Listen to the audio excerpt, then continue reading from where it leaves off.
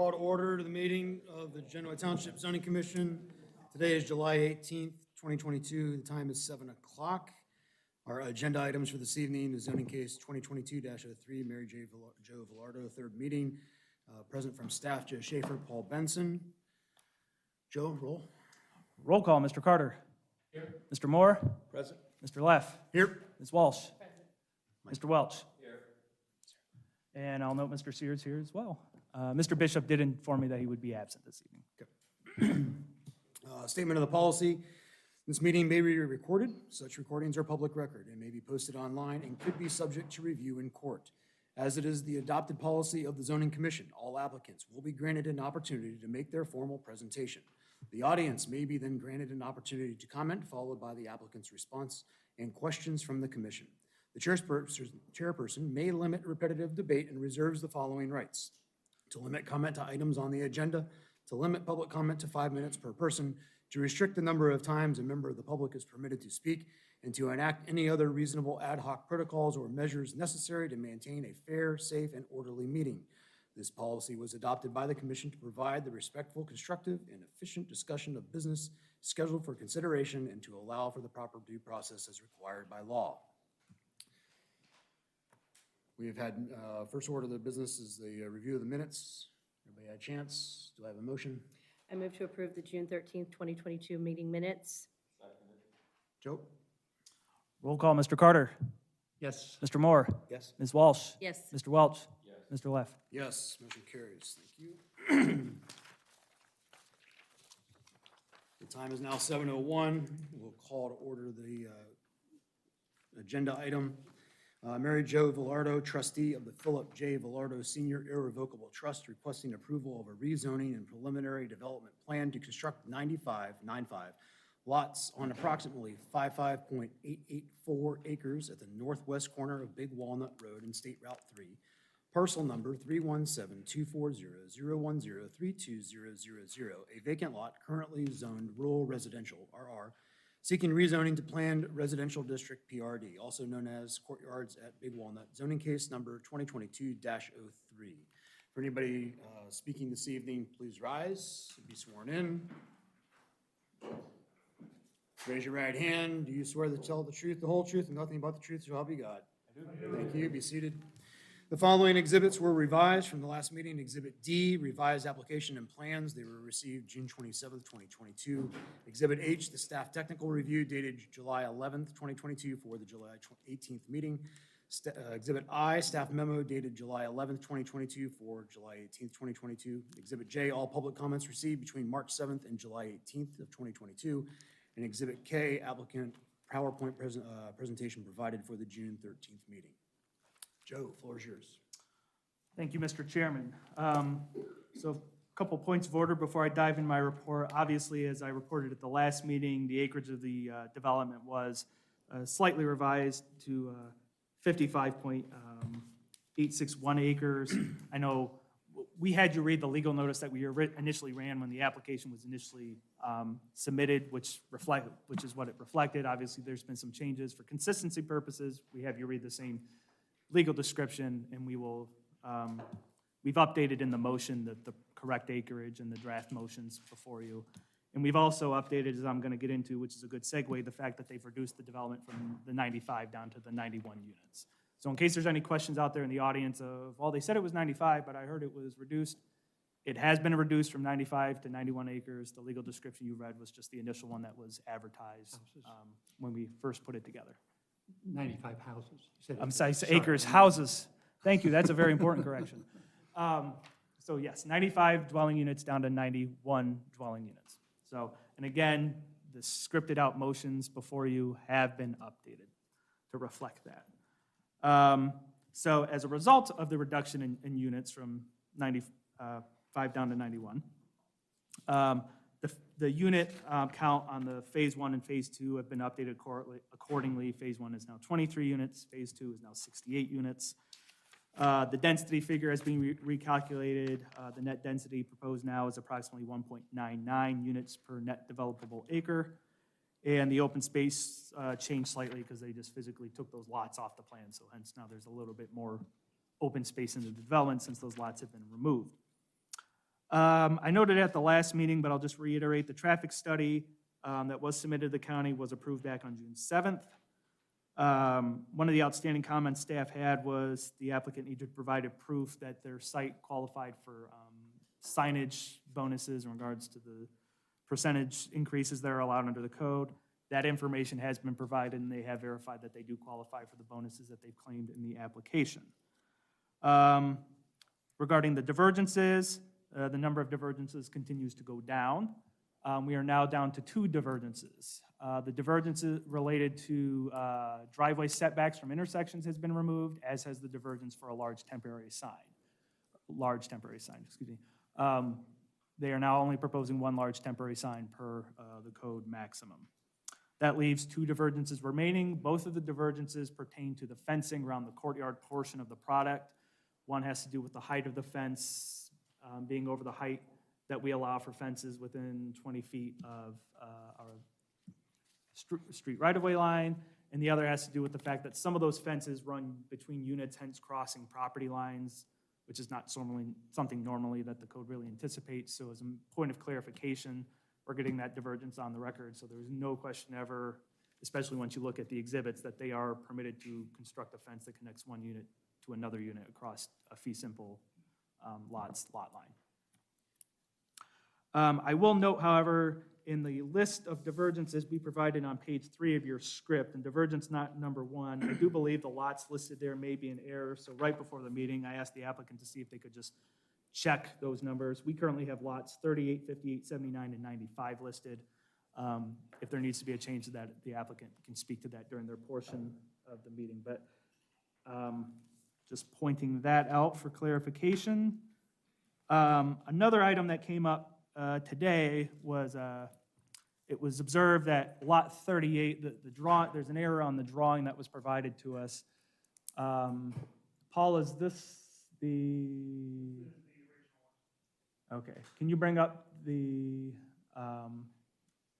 okay, yes, that's one. So what we have noticed that was lot 38 as shown on the drawing of the revised materials we received for this meeting. Lot 38 is still a little too close to that intersection, and I talked to Mr. Rhodes today when it came to my attention. Mr. Leff actually brought it to my attention. Mr. Rhodes observed that lot 40 was accidentally drawn too wide. If you look at lot 40 down there, it looks bigger than all the rest of the lots along that run. So what they need to do, it sounds like, is they just need to adjust lot 40 to be the lot size it's supposed to be, make it a little smaller. That'll push the 2 lots to the north further down, and thus will result in, should result in that lot 38 being compliant. So the applicant did provide a revised drawing for us showing what the corrected layout is to look like. So, Paul, do you have that loaded up? Is that the one we're looking at now? That's the one we're looking at now. Okay, great. So I'll let the applicant speak to that as well. Let's see. As far as keeping the record clean, we can update the exhibits. If you want, you can update exhibit, I believe it's exhibit D in our exhibit list, which is all the plans and materials and the revised plans and materials. If the commission wants, you can put on the record that you're updating exhibit D to just incorporate the updated materials that you've received this evening regarding the site layout change. And that should cover it. And then the applicant will know that should they proceed to the board, when they submit the revisions, they will, I'm sure, clean all the rest of that up, all the rest of the drawings to match for what they're going to give the board. Moving on, Mr. Carter had a couple of questions for me today about stormwater, and I thought I would just address the group as a whole because I thought they were good questions and answers that everyone should hear. The question was asked, has a stormwater plan been submitted and approved by the county? The answer to that is no, and the reason for that is because we're not there yet. The development process as it happens, admittedly, because of how Ohio has structured townships and county engineering, is a little siloed. Someone has to go first in the development review approval process. And because we don't have in-house engineering, those 2 reviews happen independently of one another. Because of where zoning falls on the totem pole, zoning pretty much is always the one who has to review everything first. If you go to county engineering, they really don't want to look at a lot of hardcore engineering and spend a lot of time reviewing the plans until zoning has signed, until the zoning approvals have been secured, at least the rezone has been secured. So you get into a little bit of a chicken and the egg scenario, because on the township end, we wish that engineering would look at all this stuff and have all these answers for us before we're making the zoning decisions. So you get sort of in this thing where each side is sort of pointing at each other, and something eventually has to give, and well, the county trumps the township. The county's a more powerful, larger entity of government, so Mr. Fowler can correct me if I'm wrong, but that's why we go first. It's the same thing with subdivision lots, plats. Someone has to review it first, and someone has to sign it first, and that's usually me. The zoning department's always the first on the list of people they distribute it to. So that's just the process. And candidly, that's one of the reasons we have a two-step zoning process. They come to us, get the rezoning approval first, assuming they get the approval. I don't know if they will or not, but assuming they, let's, for the sake of argument and conversation, assume they did, they would then go to county engineering and submit the preliminary engineering drawings and start to figure out, okay, what are we gonna need, what things are we gonna have to change on this site to make the engineering folks happy? And then theoretically, they're supposed to come back us with a final development plan that reflects all of the changes they had to make for engineering, and now we get to see what the final, well-thought-out final development plan is. And we start, then at that point, they usually have answers about exactly how the stormwater is gonna work, exactly how the drainage is gonna work, because they've had those conversations with the engineering department. At this point, my understanding is all they've talked to engineering is about the traffic study, because that doesn't require any actual civil engineering work to be done, and just conceptual engineering discussions. The engineer's office will give them, and it's actually in the materials, we saw the letter, they'll give them some, here's stuff you're gonna wanna think about and look at and plan for once you get into engineering. So that's the long answer to the short question of, have they have a stormwater management plan approved yet? No, but again, it's because we are not to that stage in the process yet. Regarding the stormwater basins, there was also a question regarding compliance. Do they meet the 20-foot buffer setbacks? They do have an exhibit, it's Exhibit E3 in our materials. I reviewed it, I didn't see anywhere where the little 20-foot buffer that they provide around all the bases went over the property lines. You know, there's a lot of places where it's close or right up to, but I didn't see anywhere where it's clearly over. Again, until the actual geometry of those stormwater basins is determined, they won't be able to provide you exact measurements of what those setbacks are because they're just not known. They've proven conceptually that they can fit into the development, those basins, and meet the buffer requirements. And then again, if they do have to make changes, or even if it's a change that triggers the need for a divergence, again, that's what we have the second step of this process for, the final development plan process, where we can review those items and make any further adjustments or divergence reviews as needed. Other than that, regarding the memo, I think I covered all the major changes in the plan. And as far as my technical review goes, they've pretty much at this point satisfied all of my comments. All the comments that are still shown as outstanding are just there for informational purposes, or there as stuff for the applicant to know of that should they get the final development. I've given them a whole laundry list of stuff I'm going to expect to see done at the time of final development. So with that, I know that's unusually brief for me, but I think I've summarized pretty much all the major changes. So at this point, Mr. Chairman, unless there's any immediate questions for me, I'll turn the floor back over to you. Okay, thank you, Mr. Schaefer.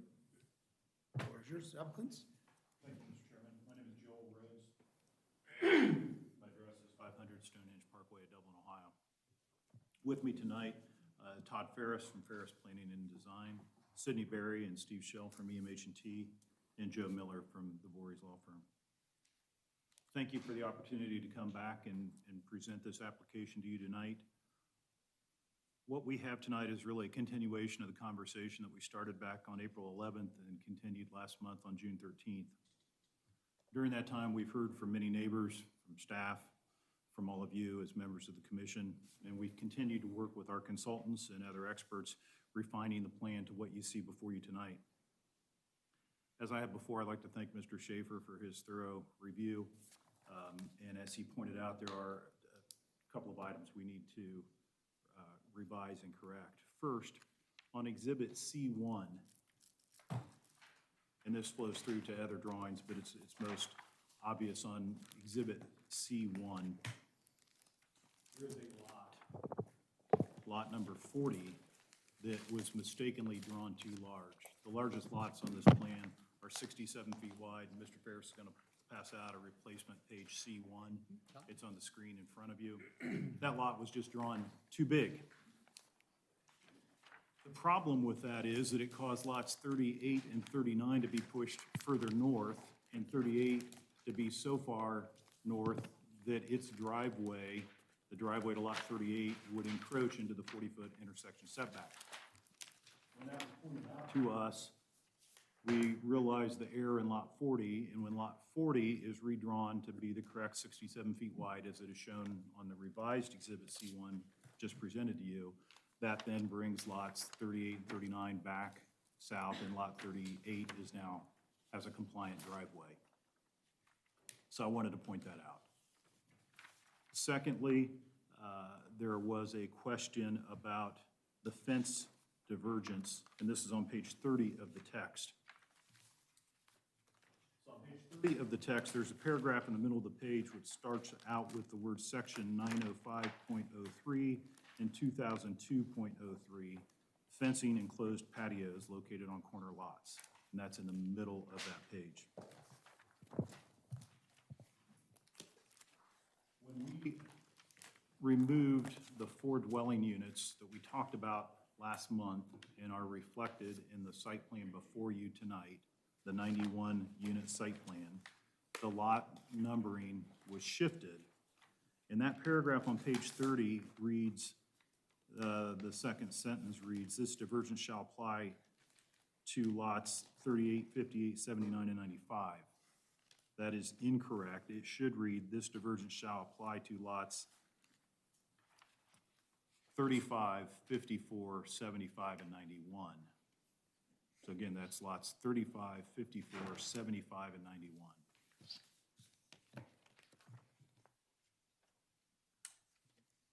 And those are the corner lots which would have courtyard fences that would be closer than your code would allow, and for which we are requesting a divergence.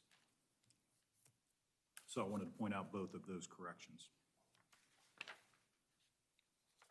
So, looking at the plan, and we've spent a lot of time talking about why we're here, why this site is, we believe, appropriate for the uses that we proposed, and I'm happy to go into any of that detail, but in the interest of your time, I will not do that unless you want me to. But I just want to repeat that the plan now shows 91 dwelling units. It still has the amenities that we've talked about, with clubhouse, a pool, pickleball, bocce ball, and a garden. It's important to note that we have committed, both in the hearings and in the text, that all of these dwelling units will have fire sprinkler suppression in them. Your code says if the dwelling units have that fire sprinkler suppression, that one access point is appropriate and allowed by the code, and so that's what we have done here. We have done that both in compliance with the code and due to the layout of this site. As we have talked about in the past, we're bordered by a limited access highway on one side, existing developments on another, and very little frontage on Big Walnut. The very first plan that we submitted back in March had 2 access points on Big Walnut. There were a number of concerns with that, both from the county and from the fire department. And so that's one of the things that led to the revisions, the commitment for fire sprinklers in the plan that you see before you tonight. Again, no divergence is requested for any of that. That's in compliance with your code.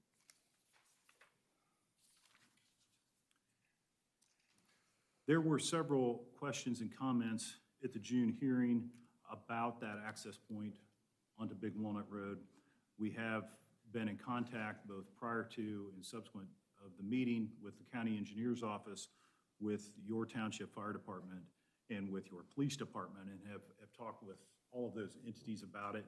We have letters of approval from the county engineer and the fire department. It's my understanding the police department does not typically issue a letter of approval. The 2 letters that we have that are in your package tonight indicate their approvals of that access point. Nonetheless, and in response to some comments from some of you, we have discussed with the police department and the fire department measures that may be appropriate at that access point, whether that be lights or striping or anything else. Both township departments,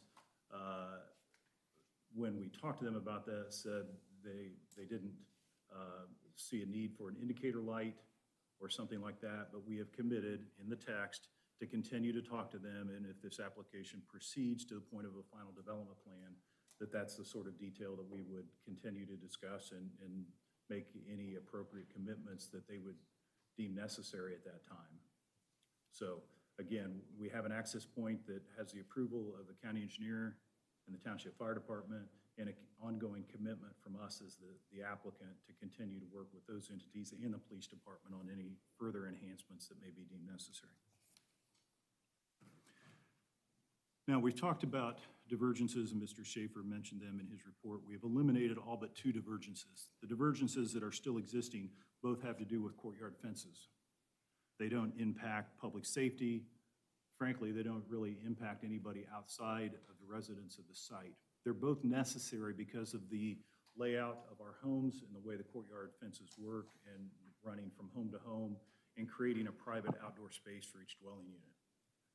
I believe it's a situation that the code just does not contemplate, but it's one that we have built at many other locations throughout Central Ohio and elsewhere, and I believe that divergence is appropriate in order to accommodate this style of private outdoor space.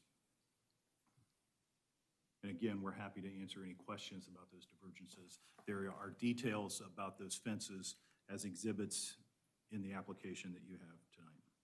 So at this point, we have a plan that is lower than your code density requirement. The code says it could be as much as 2.2 dwelling units per acre. This plan is about 10% less than that, 1.99 dwelling units per acre. With the commitment to provide fire sprinklers, it offers a level of safety that I believe exceeds any other new single-family neighborhood in the township. It fills a growing need within the township and the larger area for active adult housing. And it is compatible, we believe, with the existing uses. Again, this site has frontage, a lot of frontage on a limited access state route. It's located behind the township police department. It's adjacent to existing single-family neighborhoods. We believe it's appropriately buffered. All the buffers comply with the code requirements. We are committed to, as we move through the process, that at the time of final development plan, we will work in much greater detail about what that buffer looks like, you know, literally on a plant-by-plant basis as far as what landscaping is appropriate. I know there have been some questions and comments from the public about the value of these homes. We're very proud of them.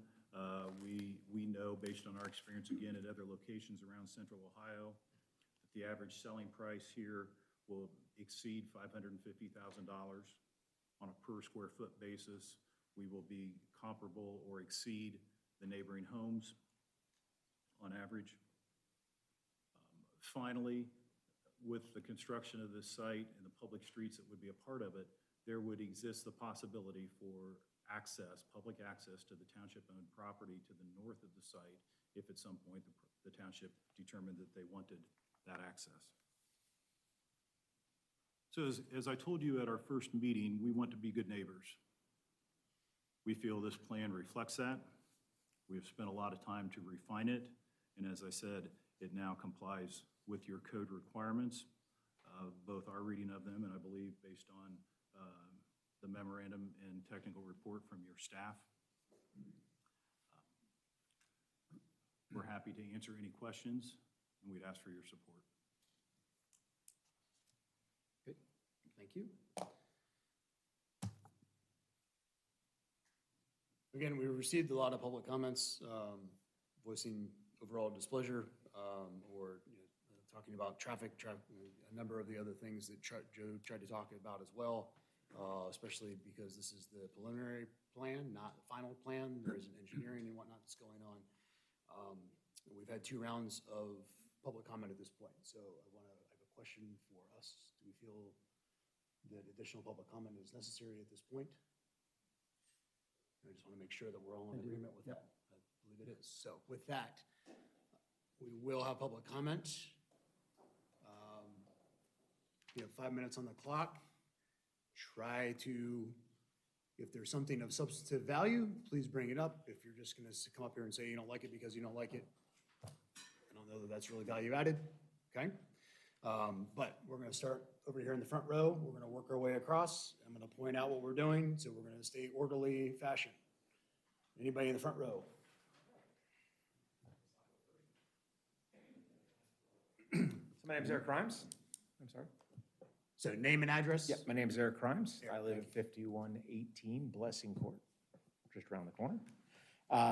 I was not here for the other two sessions, so I apologize if I got to catch up a little bit. But my concern here is that, I've been building high-end banking software for 20 years, right? You can build all the fancy stuff you want up front. If you don't have a strong infrastructure, then you're not going to get the value that you need. So my concern, obviously, is that where we are here geographically is going to be a little bit of a challenge when we add almost 100 homes just around the corner from us. I'm concerned that a large portion of my development is going to see a decrease in value because we are layering in a number of homes in their immediate proximity. I'm concerned that the fire and police departments are going to struggle adding another 100 homes on top of all of the other homes that we're adding.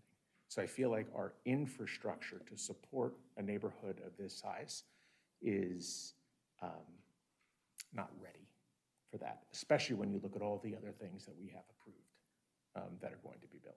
So that's my concern. So I guess I don't necessarily have a question directly for them, but that's just, I'd like to get that on the record, I suppose. All right. Thank you. Front row, coming across.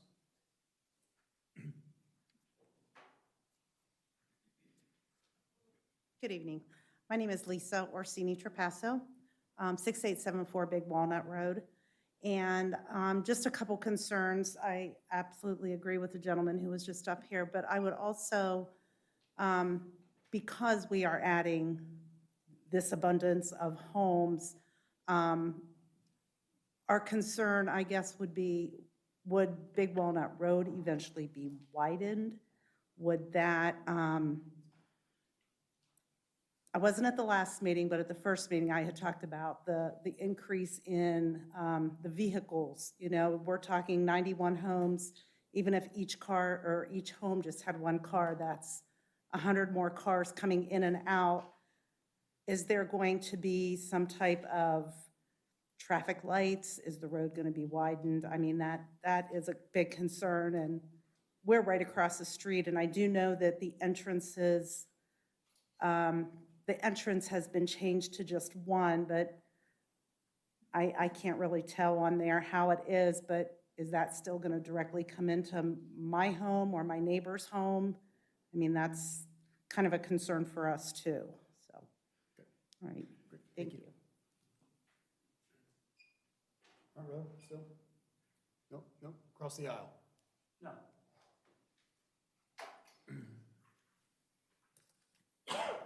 Kathy Davis, 5200 Tussock Street. I'm sorry if I'm repeating myself, but since only 4 units were removed after all of our comments the last 2 meetings, I'm just going to say again that personally, I can't imagine that the police would be happy to have one exit on 75 homes that would be trapped if there were any EMS emergency on that exit. I know there's fire trucks, police, lots of vehicles show up when there's an emergency, and I just think that it's not a safe thing. I wouldn't want to live in there. So that's one thing I want to say. And the other is, I do think that we have said as a public that even 1.99 is too dense for that area. I do have to say, I saw a almost lethal or almost deadly accident right at the corner of Big Walnut and Route 3. Route 3, they come down 60 miles an hour, sometimes in fog, sometimes in rain, and people crossing Big Walnut, they go around a blind curve from Worthington, and they end up going 50-plus miles around that curve and towards Route 3. And it's a very tricky corner, and to add 90, 55-year-old plus people, and I'm in that category, coming out who might be slow on the gas pedal, I would greatly reduce the amount of people coming out of that exit. It's not, it's a fast corner is all I can say, from Route 3 side and from the Big Walnut side. And some people coming out of there are gonna be 85, 90, you know? And I'm just saying it's at least you could cut the numbers way down and you would have less amount of people dealing with the safety of that corner. Thank you. Thank you. Continue in the front row. Sure.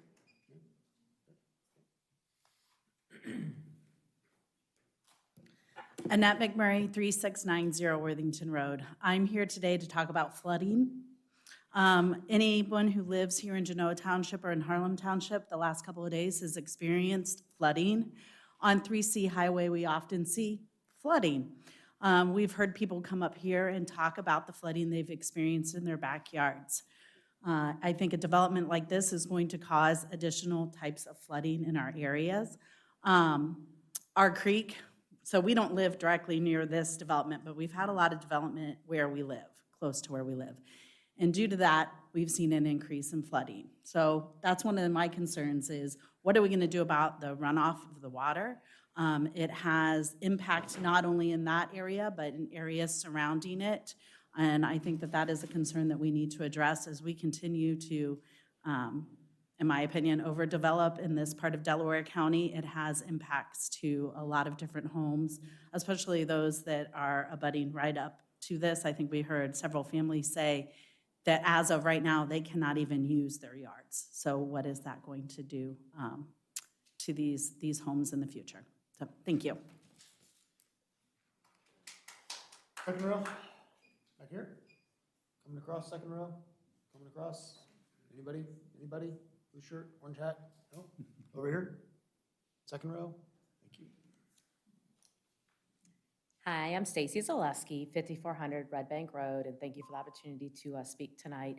So a couple of thoughts, and I appreciate the adding the sprinklers, systems to the units, but it is still a concern for me around the end, just having the one entry and exit point.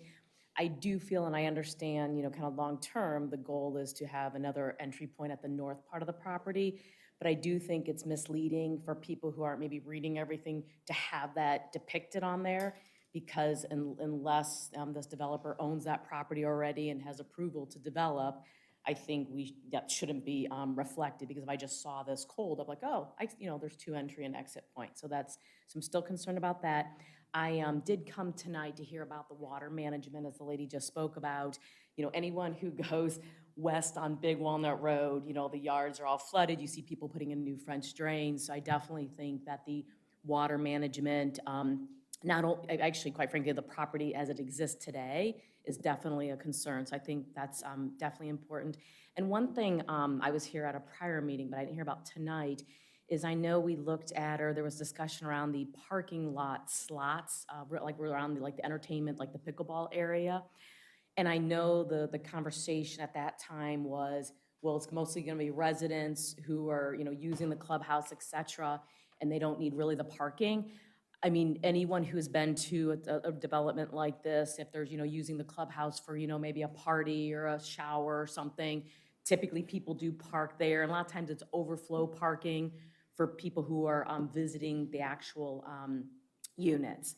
And so I'm here to, just kind of make sure, just from I appreciate the due diligence and the thoughtfulness of this process, because I do think with this development, we are setting a precedence for other developers in this area. So thank you.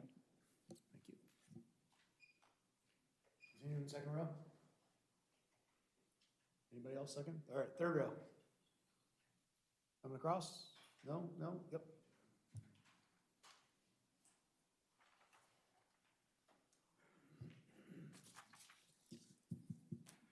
We're Chuck and Marge Janke, 6762 Mahogany Drive, Walnut Grove Estates. Recently, we bought into Walnut Grove because it had many features that were very attractive to us. Roman Elliott and Hughes and the Walnut Grove Homeowners Association have developed a property protection plan, guidelines for what you can do with the property and what you can't. And it's ideal. We're going to maintain a high quality of neighborhood in Walnut Grove, okay? The same goes for the regulations of the Genoa Township. Those have been drafted and edited by Genoa Township property owners, not outside interests. They are what the residents want, and they are the ones who will live with them in the long term. As a developer, EPCOM wants to change those zoning laws to their benefit. They will not live with these mistakes, and they will not be local residents. When they're gone, they're gone. They will not be companion residents or good neighbors. We won't know them when they're gone. Approval of this request will only invite other developers to do the same kind of thing in destruction of our neighborhood of Genoa Township. And I don't buy into that. We have a beautiful community. Let's keep it that way. And with this, we are vehemently opposed to this zoning change. Thank you very much.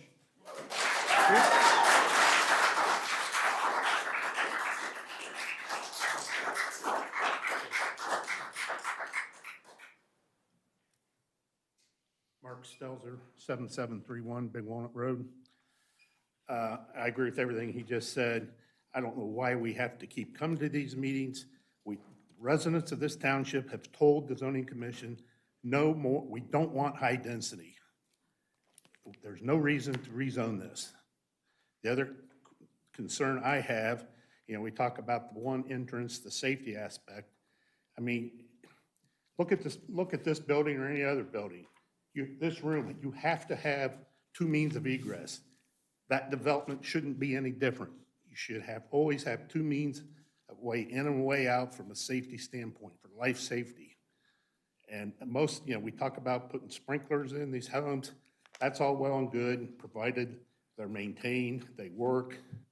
I don't know who would be, responsible for that, for inspections or anything like that, like you would on a commercial building where the fire department does annual inspections of sprinkler systems. The other thing would be, typically, I think, if you looked at records, most Genoa Township fire runs are more EMS type runs. We have very few fires, house structure fires. So I don't know that, putting sprinklers in is that big of a reason to say, okay, we can do this. Bottom line is, we really just want to leave this zoning as it is now, rural residential. Thank you.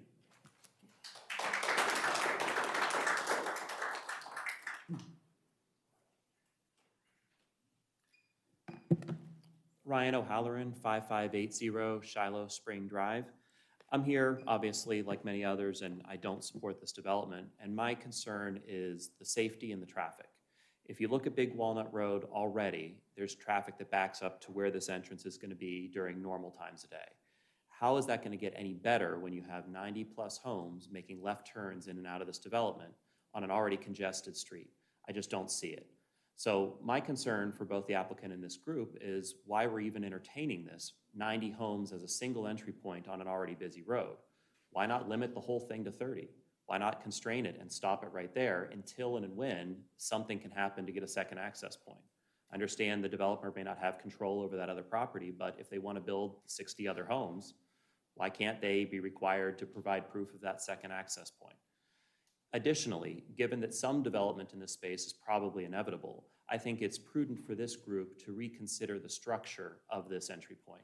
For example, a roundabout might be a better way so you don't have people making left turns in and out.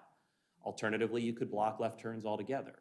And the rationale for this is not just the traffic, it's the safety for everybody else. We've talked about the safety of these properties and the questionable wisdom of whether fire sprinklers warrants more than 30 units being a single access point. But what happens when somebody causes an accident at this intersection and blocks Big Walnut Road? What happens to the rest of us for emergency response time? How much farther out of the way does the fire department or EMS have to go to get to, say, Walnut Creek Elementary School? Well, if you look at the map, you can Google it pretty easily. It's about 2 to 3 times the distance they'd have to go around as soon as there's an accident on this single entry-exit point. So it's not just this development that's affected, it's all of the rest of us. And it doesn't take too far, we don't have to look too far in the news to see what happens when you have delayed entry into a school when there's some sort of an emergency situation. All of us are impacted negatively from this. Please, take in consideration the greater good of the community, not just the greater good of one property owner here who's gotten greedy and decided to throw down 90 plus homes in a space that should only have 30. Thank you.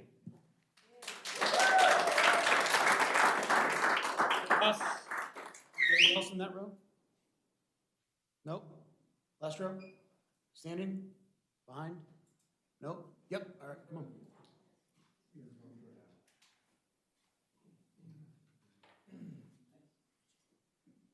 Very short. I spoke last time I was here, and so I won't go with those again. Name and address. Oh, Doug Wade, 5059 Naya Court, Galena. As other people have said, I'll say it again, you're just going to change the whole feel of the community, of the township, so there's no need to go through that. Right now, I'm at 5059 Naya Court. It's at the end of it. I have flooding in my backyard. As we speak, it is built up. It's there. My understanding is they want to tie into our watershed sewer system that goes right into that backyard. It's right now, if you walk down there, there's standing water. They're going to tie into that.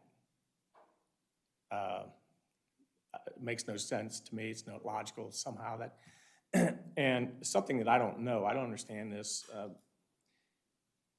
The legal authority that they have to do that, I don't know where that comes from. There must be some legal authority that they can, is it a state statute, it's a county? How can they come onto our property and hook into that sewer system that's on our property? They will have to come on our property to do that because that's where those originate. So all of a sudden, are they going to bring in some machinery and they're going to be digging up troughs and putting in new sewer systems on our property? Do they have authority to do that? If so, don't know where that would be. The last thing, somebody back here stole my thunder. I was thinking the same thing is, what if the accident is near the entrance to this development? You know, boom, all of a sudden you got a fire truck that's there and that road's closed. Nobody's in, nobody's out. Everybody in that community is locked in. You got a big fire truck sitting there. So I just think from a safety perspective, that's shouldn't be done. That's all. Thanks. Thank you.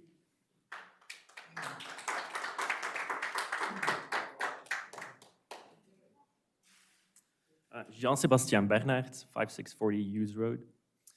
I'm here again, and I'm just a little bit disappointed seeing the density has barely changed. Like, they did all these little things in the margin, like, oh, the fences are lower, this, that, but it's like, we're still here for the main thing. It's like, this is just too much density for this plot of land, and they're trying to, like, persuade us with all these little things they did, but the main thing is still that I still think this density is way too high for that plot of land, And it's going to change our character, where we live, and we shouldn't allow it. That's just what I just still wanted to say.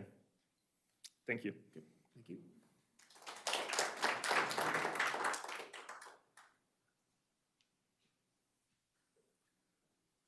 Dennis Queen. I live at 6838 Big Walnut Road, and our house is directly across the street from the project. And the way it's drawn out, looks like this road's coming right out into our driveway. Now, we have a hard time now getting out of the driveway because of the density of the traffic. Sometimes it takes several minutes, other times not so bad. But now they want to put this road right across the street from my driveway. Add all these cars, and you're talking 90 units, and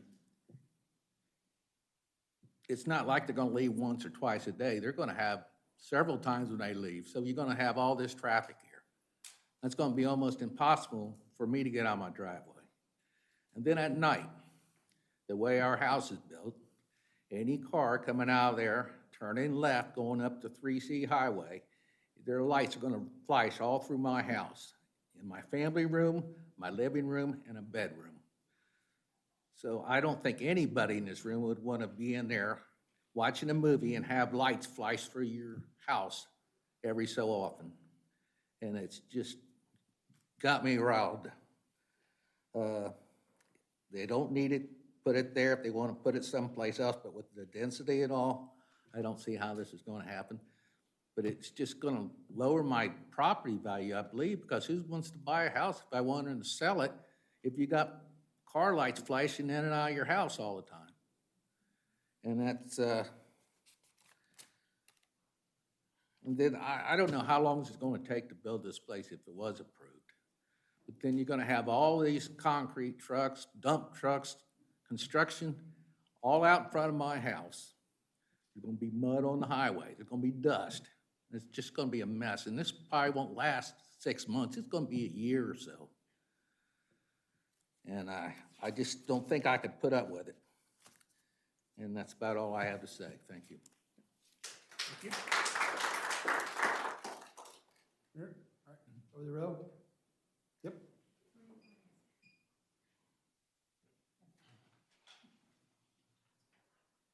Hello, Mike Keller, 6788 Flower Drive. Got a few subjects I want to talk about, been discussed past meetings. First one is, we talked about the density. Mr. Rhodes, in past meetings, talks about how there's other projects, developments like this, that it's 2.2. And we discussed at great length. This is section 5, area 5 of the township. The average density is 1.35. I know there's some 1 to 1.3 plus, whatever. It's around 1.35. You know, what kind of bothers me a little bit, we mentioned that, and then I sit down, and he goes, well, there's other ones at 2.2, but not in area 5. He refers to area 1, area 2, area 3. We might as well talk about Westerville, but area 5, the average is 1.35. And the problem with this is I'm not opposed to the condominium project. I'm opposed, like most people, is to the density of it. He needs to be closer to the density of everything surrounding. Another thing, just briefly on the stormwater with the density is, Walnut Grove was designed, when the county does that, they have to take into account when their stormwater was designed, because they know there's gonna be things probably built upstream from Walnut Grove. At that time, when that was designed, it was 1.35. So that's what the county was looking at for things upstream from them. So that's another factor. The other issue is he brings up this value thing again, which kind of bothers me because he's playing with numbers on this. I looked up the average EPCON, not 550. They're 4 to 5 maybe. I looked up the Walnut Grove sales, $850. He's talking about $250 a square foot. He's talking about a 1,700 to 2,000 square foot home. Walnut Grove is 4,000 to 5,000 square feet. Big difference. I challenge him to walk in a home at Walnut Grove and walk into one of his patio homes and see what the quality is. there is a big value difference, and these people are taking a hit that live in Walnut Grove on the size of the home. When you put a smaller home like that right next to a home like in Walnut Grove, they're probably going to take a hit. That's why some of those that he has backed right up to it should be taken out. The density should be reduced.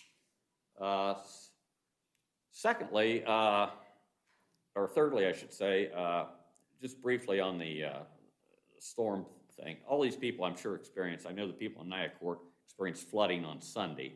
Obviously, we had a big rain, but we've had a few of those. I don't know if, I know EMH&T is here tonight. I don't know if they realize, I'm sure they will eventually when they figure this out, but there's probably over 2 square miles of land that's dumping water into this field right now. Just recently,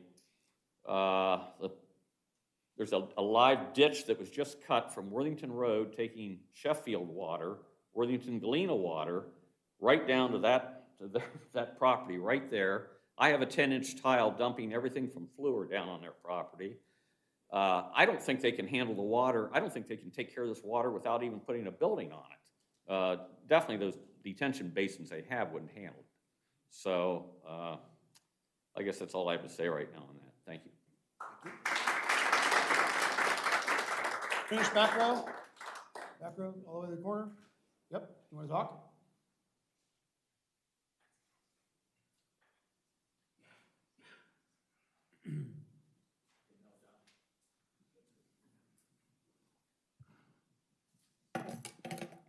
My name is John Lutzy, and I live at 5090 Naya Court in Willow Grove. And I'm going to use my time to do a comparison between the comprehensive plan. This is the revised 2019 Township Comprehensive Plan. I'm going to do a comparison and show the inconsistencies between this plan and what EPCON is proposing. And let me just read excerpts from this comprehensive plan. Genoa Township residents have identified the rural and natural character of the community as one of the most desirable aspects of living in Genoa Township. As such, retention of such character is a high priority concern. The desire to preserve and protect the area in an attractive manner shall continue to be an important determinant for development approaches. There is a continuing desire to promote a people-oriented, pedestrian-friendly environment. It is the township's intention to encourage bicycle and/or pedestrian linkages wherever and whenever possible.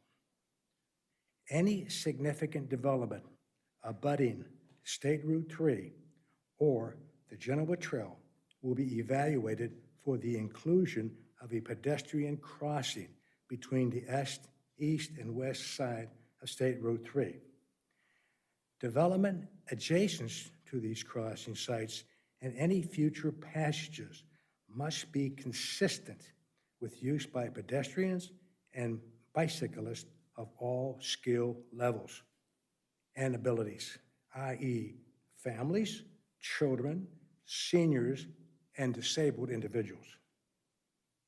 The tremendous public investment in traffic carrying facilities, including streets, highways, and expressways, must be protected by preventing indiscriminate access. Development requests must be supported by existing infrastructure. The existing infrastructure that we have does not support this. There's no question you're going to have to widen Big Walnut Road for access to this community traveling east and west. No question about that. And right now we're going through the repercussions of Worthington being closed between the lakes and Africa. Same thing's going to happen. The infrastructure, does not support what they want to do as far as tying into our sewer system, our stormwater system. Our stormwater system was built around a density of 1.35, not 2.0. We will not be able to handle their water. And if this is approved, the residents of Walnut Grove are going to have to take whatever legal action they can, okay, to protect ourselves and to stop them from tying into our system. The tremendous public investment,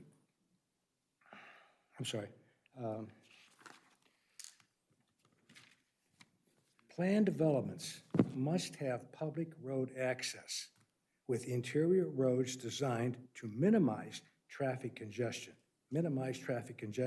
within a development and at points of ingress and egress, exits and entrances into and out of the development.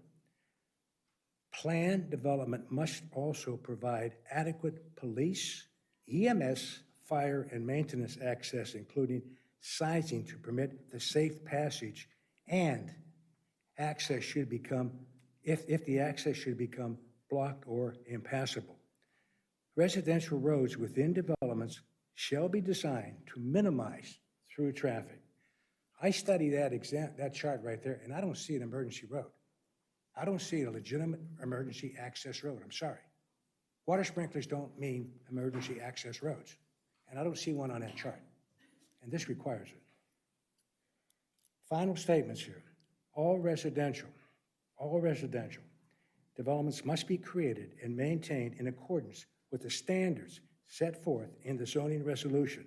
Residential development must contribute to the quality of life by supporting property values and the expectations of existing, not future, but existing residents. Residential development must be carefully located and evaluated to ensure infrastructure impacts, including traffic flow, are properly controlled, and traffic access points are sufficient in a number and located appropriately to support the proposed density. I ask you to, one thing, please, the zoning commission, ensure that all developers, all builders respect this document and not try to rewrite it. Thank you for your time.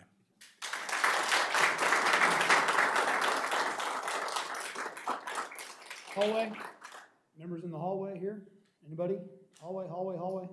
No? No one? All right, that closes public comment. Thank you. We're back to the commission discussion. Would anybody like to start? I have a question for Mr. Schaefer or Attorney Fowler. Does it preclude us from waiting until or requiring a stormwater plan? We don't require it as part of our application requirements, to the best of my recollection. I'd have to review the code, but I guess if we don't require it as part of our application materials, I'd be hesitant to ask for it at this juncture. Yeah, I'd agree with that. And they, besides the reasons that Mr. Schaefer pointed out, they don't want to do work on something that might not come to fruition, so they wait to see if the zoning is approved because they're so busy.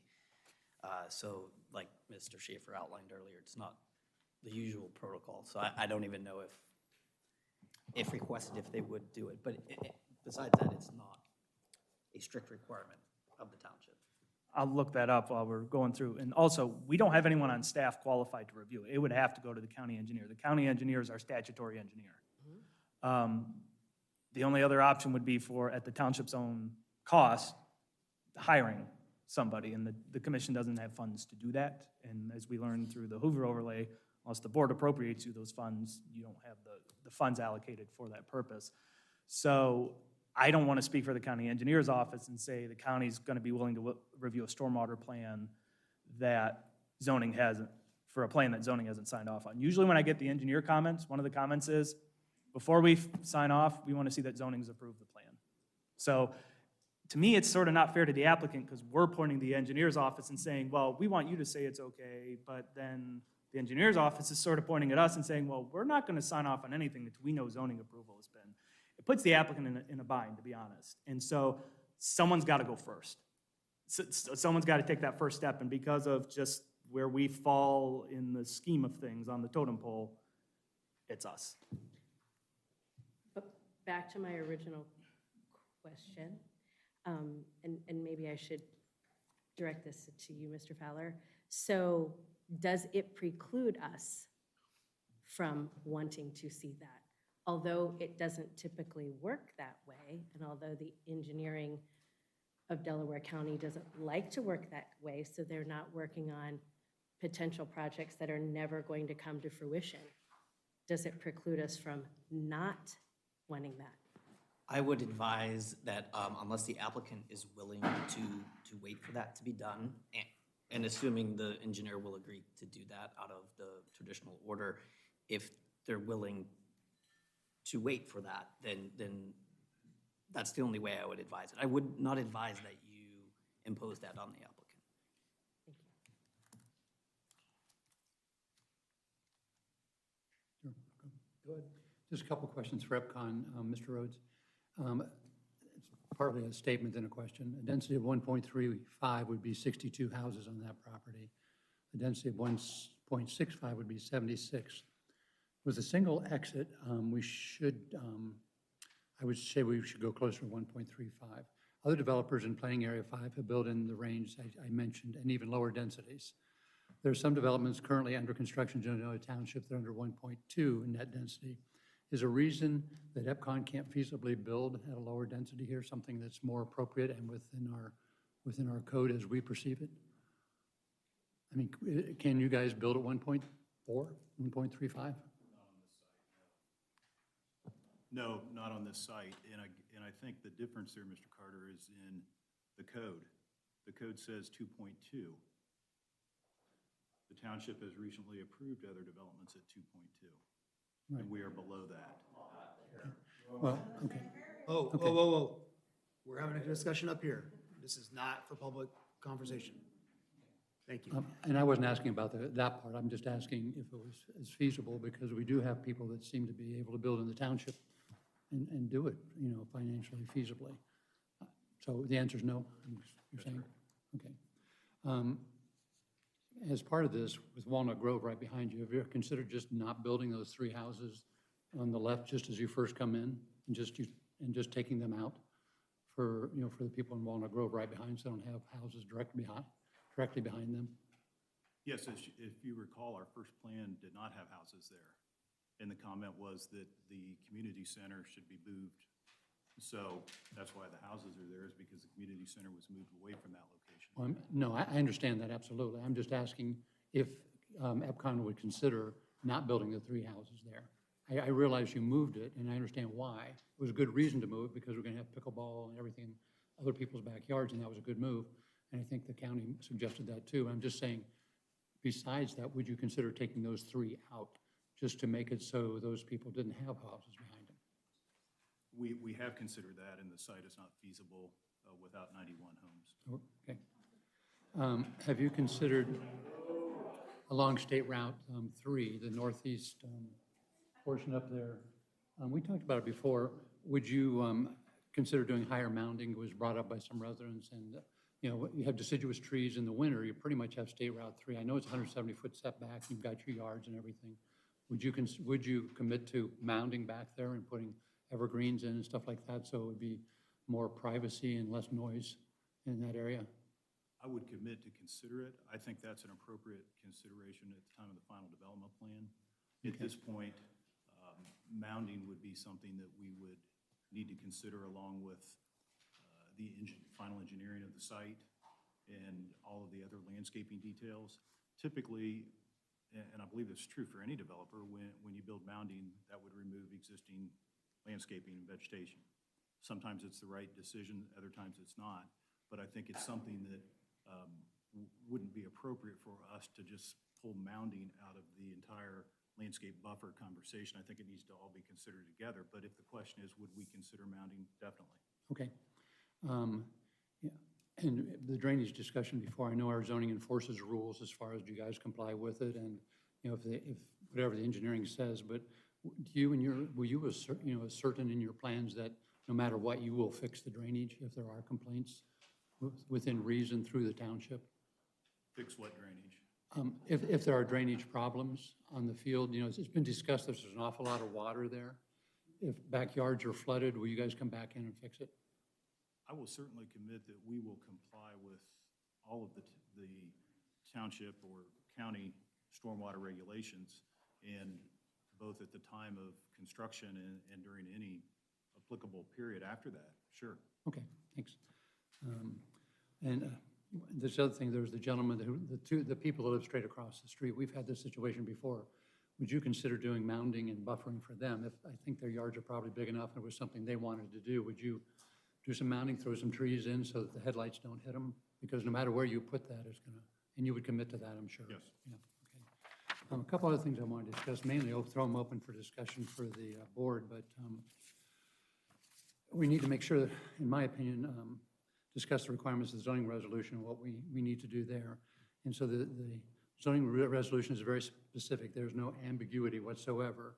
It states we must consider the general welfare of present and future inhabitants while protecting the property rights of all, consider the compatibility of land use, use the comprehensive plan as a guide, ensure it is inherent to the rural residential character of Genoa Township, and most importantly, provide development plans in harmony with land use density.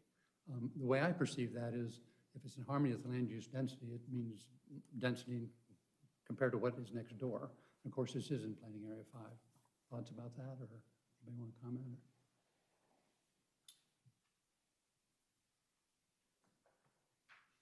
Well, I'll make a comment, Mr. Chairman.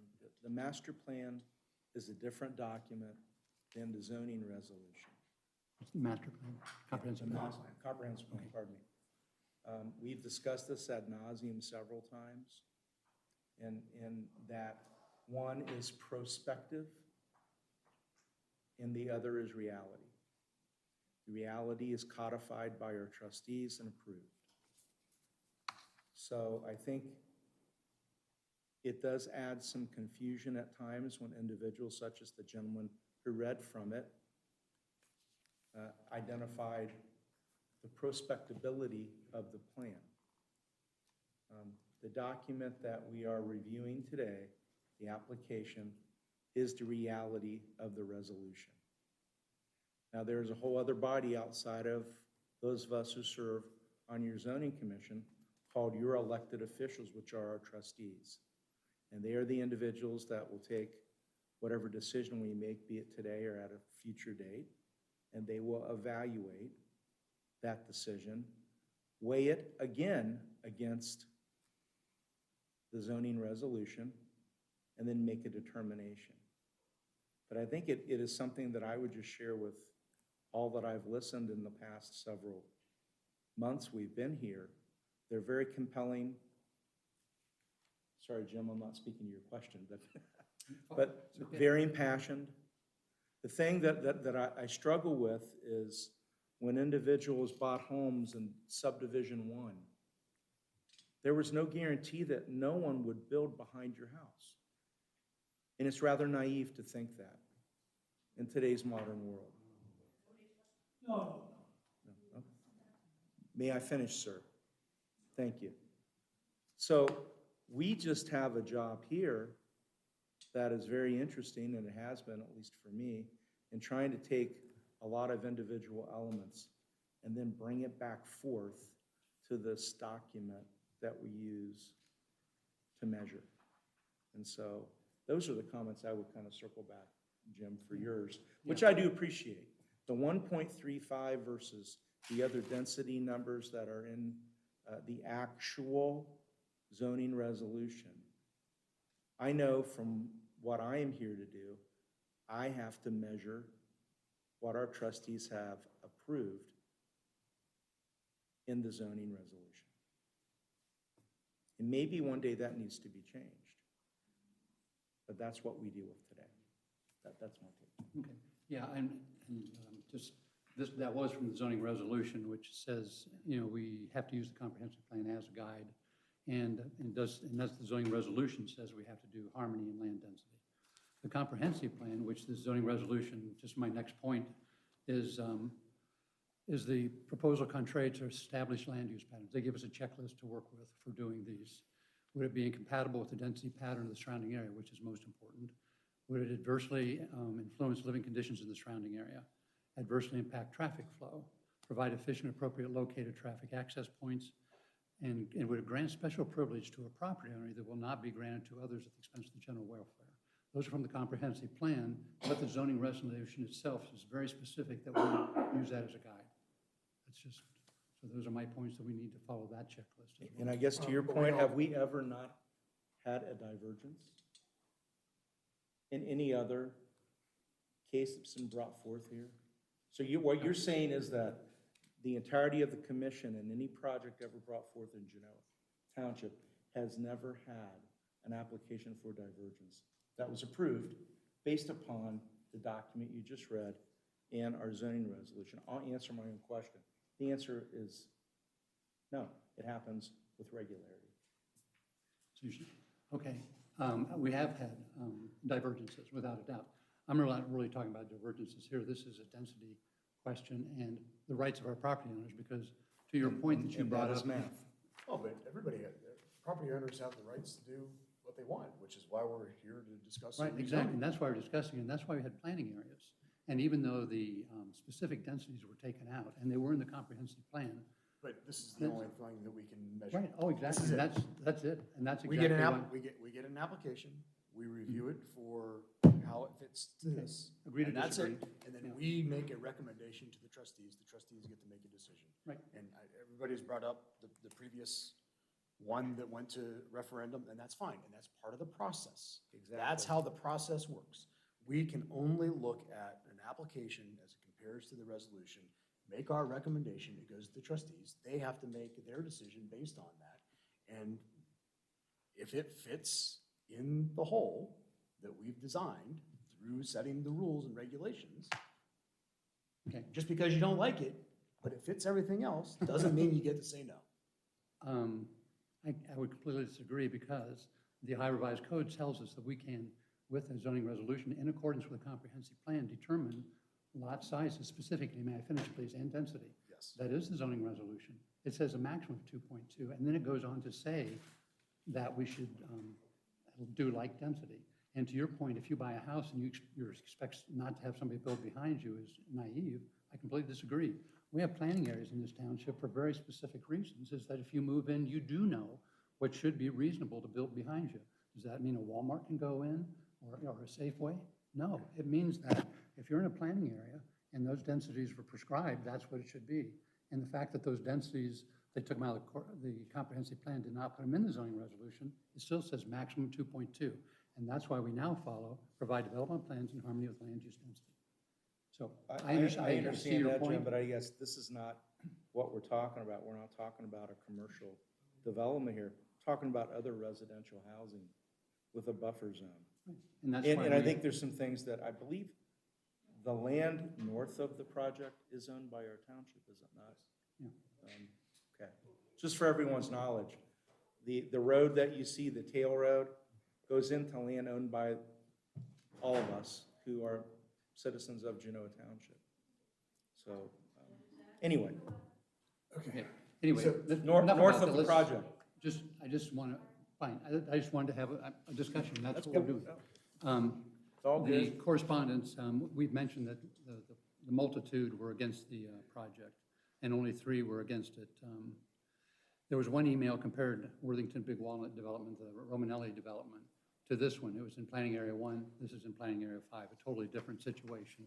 And if you go back through all the development plans, they always refer to the comprehensive plan and those things. Anyways, divergences, I just want to talk about that, okay. For me, the backyard fences I'm okay with. The ones, I think that is a product of. The height of the fence. Yeah, that. The one on the corner lots, it said, who's going to decide who the sight lines are, maybe for Joe or something, but 6 feet height, is that 10 feet from the road or is that from the sidewalk? Because they say it can't be closer than 10 feet. You happen to know, Joe, offhand? Look at, Regarding fence heights, we always measure from the right-of-way line. So, from the right-of-way line, the street right-of-way line. So they can't be Yeah. generally taller than the height prescribed in the code if they're less than 20 feet away from a right-of-way line. So the They're right-of-way- asking to go above that, because on some of these lots, the way this product type is configured, some of those fences are just gonna be closer than 20 feet to the right-of-way line. I can tell you when we put that provision in, the primary concern was people putting fences in their front yards that could impede driveway sight distance. Okay. That's sort of where the 20 feet came from. That's about almost the length of a car, more or less. So the theory was if you were backing out of your driveway, we didn't want a fence Right. impeding your view as you're backing out if someone might be on the sidewalk. That's where the origin of it. Way, is that about where the curb is, or is that about where the No, it'll be sidewalk further is? back than that. It's usually on the back side of the sidewalk somewhere. Sidewalks are generally in the right of way more often than not. Okay, I just want to know, because that's about a 8 feet difference between all that, or 6 feet or whatever it is. Okay, so, okay, that's the only question I had about that. We discussed access. I'm still concerned about a single exit. I looked at all the subdivisions, looking at Google Maps, and the only ones with a single exit are much smaller than this development. And my concern, and this goes along with traffic, is with the single exit, and I think it's going to be, correct me if I'm wrong, there's going to be a turn lane that goes from State Route 3 all the way back to the next street behind this street. So it'll be basically 3 lanes. So my question is that correct? Traffic people? Okay. Was there any? Is that because there's going to be a left lane, a right lane, and then the turn lane is going to go from State Route, it's going to join the State Route 3 turn lane? Is that correct? Is that correct? And it'll go all the way through? So my only concern, and I don't have a fix for this, and I don't know what to say about it, is that if you're taking a left turn out of there, you have to cross the right, the turning lanes, and go into that left lane. It just seems, I don't know if there's other places like that or not. A concern there. If you're turning, and we've talked about, I don't know you can do it, I don't know if we'd want to do a right turn out only. I guess that's probably not something you do, but I just have concern about that. And, that amount of cars. So you're thinking not turning left, you wouldn't go into the turn lane first, you would, yeah. Well, if you're turning left, you'd probably get right, it's pretty close. So you'd probably get in that left turn Turning lane right. and then maybe get over to the right. And I don't know how the fix is it, because this property only has that exit. And, obviously they're gonna develop there someday, but I'm just thinking, How many feet do we have from the entrance to the intersection at 3 and Big Walnut? We'll look at it. And that will affect the 568 cars a day, which is, according to the EMHT trip generation analysis that I think you submitted, that means that we're going to add an additional 37 trips during morning peak hours and an additional 43 trips during afternoon peak hours. right. And I know there's lots of traffic on that road, but these people are coming out of there and going left and right. Right's not so bad, but left. I don't have a fix for it. I'm just concerned that the more houses back there, there's more chance for that. So. Yeah, with another almost 600 cars in that community. Did we come up with a? Steve Shell with EMH&T, 5500 New Albany Road West. It's 900 feet from that. 900 feet. And in that 900 feet, from a traffic perspective, there is ample room in that 900 feet to get from the left-hand lane all the way to a right-hand turn Absolutely, lane. yes. Okay, all right, that's it. I just. Which is why there were no other recommendations from the traffic study to do additional measures at that point. That's correct, that's correct. Because, they definitely give us the numbers, which Ms. Walsh mentioned and everything, but we're still, I don't know, I doubt the numbers change. I know the requirement for a turn lane came about because of the number of the houses. I don't know where that's, if you go down to 50, if it goes away or something, but I'm just kind of concerned about it. That's just about that. Mr. Carter, if I may follow up, and to you, sir. So is there an ample number or an ideal number per feet that you designate when you do a trip analysis? As far as making a left turn? Yes, yes. So the stacking, I believe, in the traffic study, it was 470 feet was the distance that left turn needed to be, and we have more than that. 470, is that? I believe that was a left turn per the traffic study. Just for the Just the public left. listening to it, explain stacking real quick, please. So stacking is when you are making a left turn, there's more than one individual making that left. It gives you time to, A, have that stacking and make that movement into that left turn area, and then make that left movement into development and proper timing with the rest of the traffic on Walnut Road. And and that stacking number was 470 70 feet. feet. Average length of a car that you're taking into effect is about 22 feet, and we are 900 feet at the entrance. That's correct. Thank you. So the last thing I had, and we kind of discussed this, but I believe the current density is proposed too high, unfair to the adjacent and current residents who trusted our township to maintain consistent and fair zoning, which we always used in the past. And again, if I can mention, the developer notes, they always mention the comprehensive plan. You can see that for forever. I believe it's going to set a precedence that will end any semblance of a rural atmosphere as required by the zoning resolution and the comprehensive plan. And why would we give special consideration to this builder that we have not given to any other builder in Planning Area 5? So up for discussion. I mean, that's just my opinion, but if somebody wants to toss in there, that's all I have. Mr. Rhodes, sprinklers. Have you had sprinklers installed in other units in the past? Not in central Ohio, but in other regions of the country where we build, yes. Okay, and I think Mr. Welch talked about earlier, are you doing 13 or 13R design? Have you had any I don't know inclination? the answer to that. Okay. From a warranty perspective, from an inspection perspective, from a who's responsible then sprinkler-wise in your other units, not knowing that you've done one here in Central Ohio, that you haven't, but what's been, I think that was a valid point brought up. It'd be the homeowner. It'd be the homeowner. That's right. And there's some sort of handoff at that point when they buy, you tell them what they need to do, here are the rules and regulations, here's how you comply with NFPA. That's right. That's done? Okay.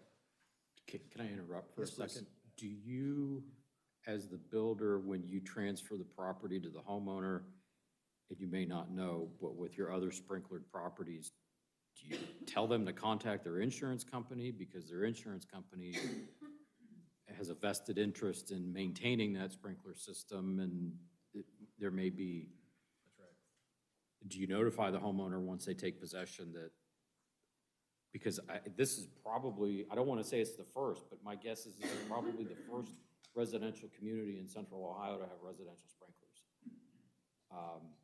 It may not be, but. Single-family dwelling. Well, single-family dwellings, yes. Yes, right. My point being is, do you let the homeowner know how significant of a benefit this is to their insurance, to their fire safety, and the necessity to maintain and inspect this system? Yes. Okay. Now,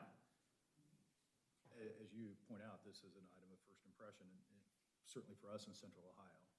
I can tell you what we have done at the other jurisdictions out of state where we have done it, and I can tell you that our practice on something like this would be to try to over-disclose it. Certainly, it's a feature that I think is pretty significant to a homeowner, and from what I have heard from talking with our homeowners in other jurisdictions, some people think it's great, and other people say, I don't want a home that has that feature, as much as, fire safety experts may say it's valuable, some people don't. So it's something certainly that I wouldn't want there to be any surprises about with the homeowner, and I think it's something that would warrant disclosure. Thank you. Sorry to interrupt. Mr. Welch, I would only add, the one reason why I wasn't shaking my head when you say this may be the first time this is being done in central Ohio, the code clearly contemplates it. Genoa Township's code contemplates that single-family dwellings could be sprinklered, so I don't think it's so outside of the mainstream, and Mr. Rhodes is correct. We have a vested interest in letting people know the benefit. They likewise, as you point out, have the vested interest in letting their insurance company know. Right, and I say that because I spent 25 years in the fire service and used to work here at Genoa Township, and I'm not aware, again, I don't go everywhere, but I'm not aware of another residential community in central Ohio that has residential sprinklers, because we'd have heard about it in the fire service, and I have not heard of it, so for what it's worth. I'm done. You're done? Till later. Till later? Yeah. Okay. I interrupted, I'm No, sorry. No, that's good. There was a question from the audience about the legal authority to tie into a sewer system, and there are easements that are granted. There is an easement that is currently in place with the Walnut Grove Estates, is that correct? That's right. Okay. That's part of the existing structure, whether we ultimately purchase and develop this property or not. There are platted easements in place, and there are other single-purpose document easements that are of public record. Every real estate transaction that I'm aware of would include some sort of understanding about title, whether it be title insurance or a title opinion, and that would have been disclosed to every homeowner in that title work. And just, this is a question so everybody can understand it, is that when you access an easement like that, what are the requirements for the developer when they get into that easement? It's to bring it back to the way it currently was. Can you explain that? Yes. Just for everybody's purposes, Yes. please. Of course, documents can be different, but my experience in Delaware County is when there are platted easements, that one of the obligations is a restoration. And so if another property owner has to access a utility facility in that easement, or if the public entity has to access it, that there's an obligation of restoration to the prior existing condition, and that the easement holders would take that seriously and would enforce it, and that's standard practice throughout Central Ohio. Mr. Chairman, can I make a comment too? Just in my background in mortgage finance and banking, if all of you would have a survey, the survey will clearly show your easement. And then I think since 1974, the title insurance or title policies are what's called ALTA policies, and they have certain requirements in them as well that defines the easement. And in respect to our applicant, there's usually some very defined language in the actual usage of the easement and the actual improvement or re-improvement back to your property to the original standard. Here's one thing that's interesting though, and we hear this a lot. I have flooding in my backyard. I can't remember any time we've ever heard an applicant for a subdivision not have feedback from the community about our rainwater drainage here in the township. I think the thing that is important that I would also add is that, those are issues that if you're having them, certainly on behalf of the commission, we encourage you to speak to your homeowners association and other legal and or non-legal means to be able to rectify those just in your normal course, because it's as vitally important when you look at these tie-ins, because they're very common and they're frankly something that you've given the legal right to when you purchased the property. That's all, sir. Mr. Carter already brought up the neighbor across the street about the lights, so I'm glad to hear you It's a say good that idea. you will have a conversation there, should this go forward. And then I appreciate you making the changes in the map, but what I didn't see is that for that 40-foot requirement for the divergence that we now took away, I'd like to see it on the map. So as we get down the road, just to draw that to make sure from a driveway perspective, we do meet that 40-foot. It's just not evident. That's right. there. In my opinion, that should be part of the final development plan. Yeah, when So, we're talking about. When we get to, yeah, if you get there. So, that's a recommendation going forward. I do have a couple Yes, questions. please. Yeah, sorry. So, being that this is your first area that's going to have sprinkler systems, but the concern of most of the residents is that it's not necessarily the fire runs that EMS would be blocking roads for. It's usually those of traumatic causes. So it's car accidents, it's heart attacks, it's choking, it's falls that someone is impaled. We just saw that with the former Mrs. Trump. So knowing that that is important, when you have a sprinkler system, is there anything else that is in those homes that would help to offset the EMS issues versus the fire issues, which, as your attorney pointed out, allows you to be able to develop with only one entrance and access point?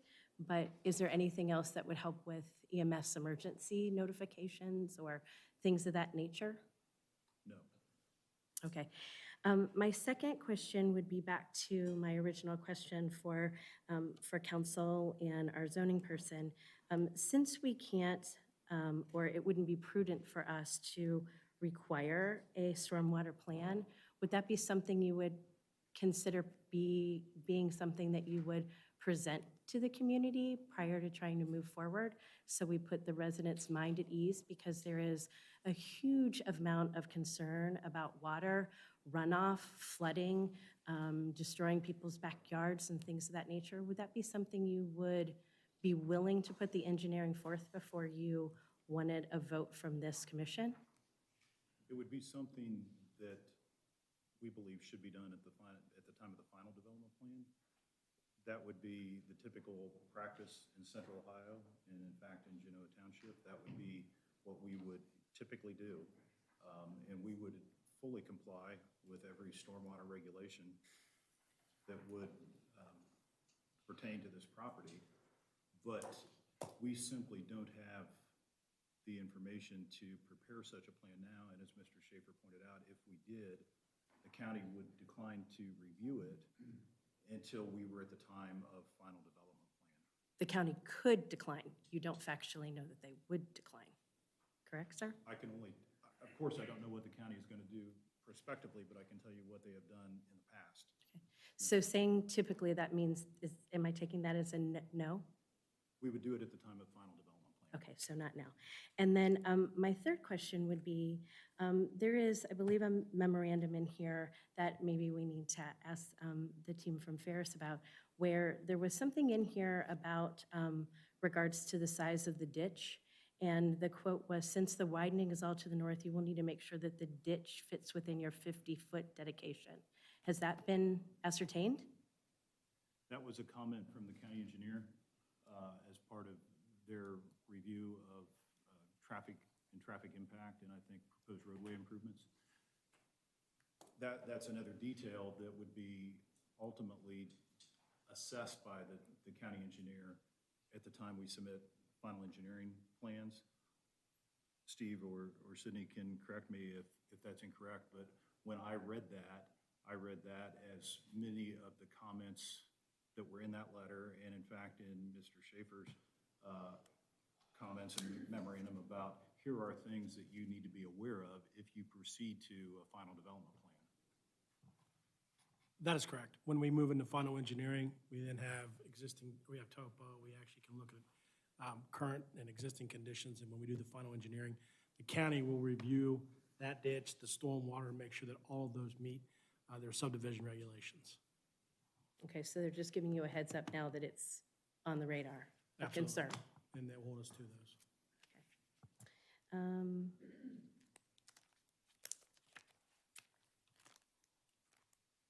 I think as of now, that's all my questions. I have a couple more that I'm pondering. I have no questions. I'm good. All right. Divergence review? We want to do that?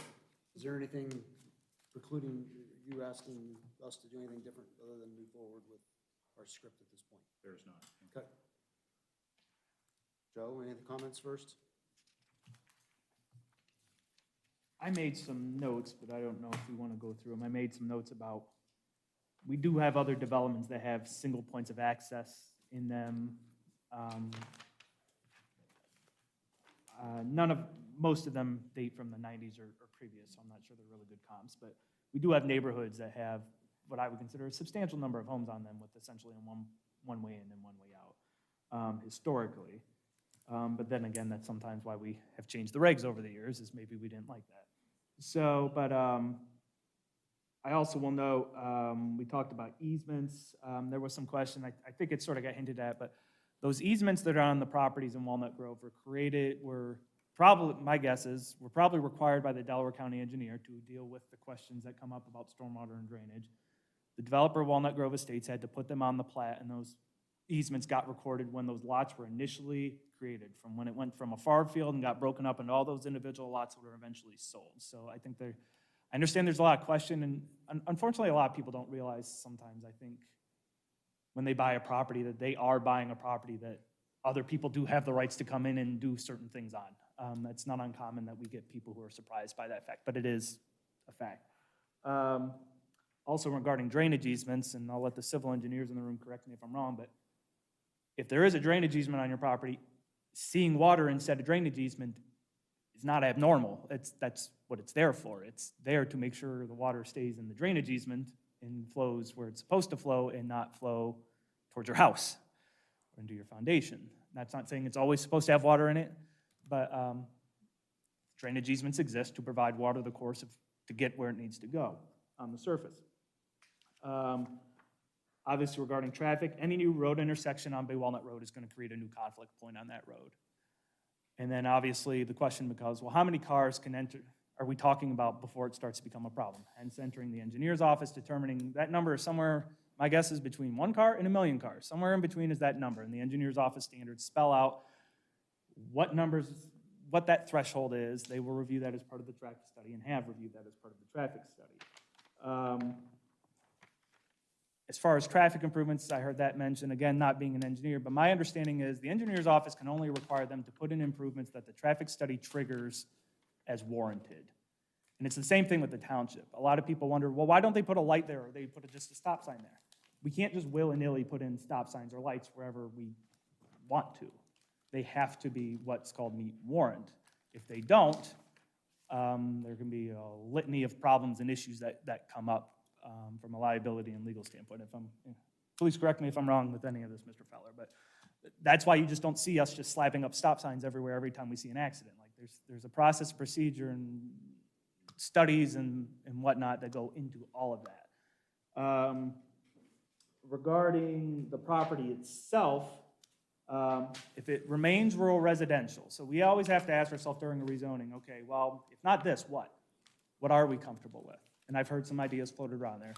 If this were to remain rural residential, let's say another path this property could go is a rural residential to a lot split of 2+ acres. So our minimum lot size in rural residential, is 2 acres. So if you do the math, what is that? This is 55 acres. You're probably looking at probably not even 25 lots when you factor in the pond and some of the roads that would have to get put in. But I think we need to ask ourselves, I think we need to make it clear to people that, rural residential comes with its own set of things. I think people always hear it because it's fewer homes and large lots. It always sounds like it's the best option. And sometimes it is the best option. But I think it's important for people to realize, I'm just going to go through the standards from rural residential. And we've had these conversations before when we reviewed some other projects of what could go on this property as an alternative. Rural residential setbacks, front yard is 50 feet if it's a lot on a street carrying less than 2,000 vehicles per day, otherwise it's 75 feet. The rear setbacks are 50 feet. The side setbacks are 25 feet. So here we have a development that has over 50 feet with the buffer area where nothing can happen, and now we're saying you could have a principal building within 50 feet of that. Accessory buildings and structures are allowed within 10 feet of that side lot line. So you could have a 22-foot tall accessory building of pretty substantial size because we allow up to 10% of a lot to be covered with buildings, and 10% of a 2-acre lot is over 8,000 square feet. So if you build a 2,000 square foot home, you've got 6,000 square feet of accessory building space to play with if you can meet the setbacks.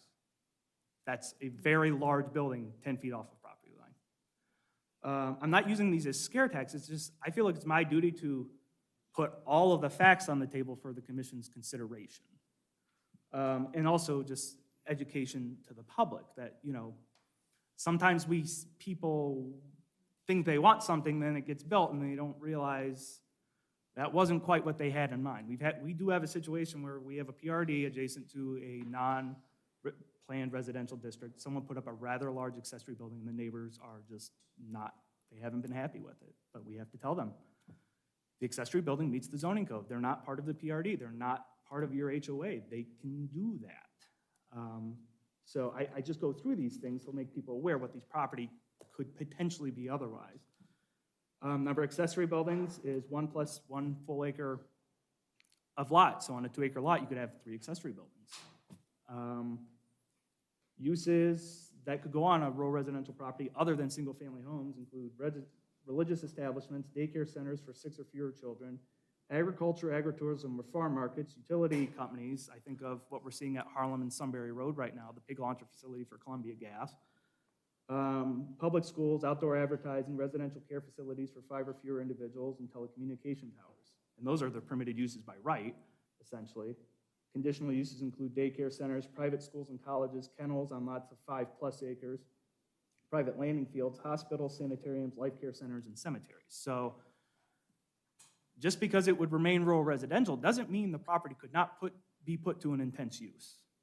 So I just want to make that clear. I'm not vouching one way or the other. I just want that all to be on the record that, and maybe the option is PRD at a lower density. I mean, that's an alternative route as well. So sometimes I think people say, oh, well, we want just to remain rural residential, the current zoning, and I always want to make sure people are educated on what that could potentially be, because people always think it's going to be a house on a 2+ acre lot, and sometimes that's not the case. So I'm sorry to take up so much of the time there, but I just wanted to get some of that information on the record for the commission's consideration. Yes, sir.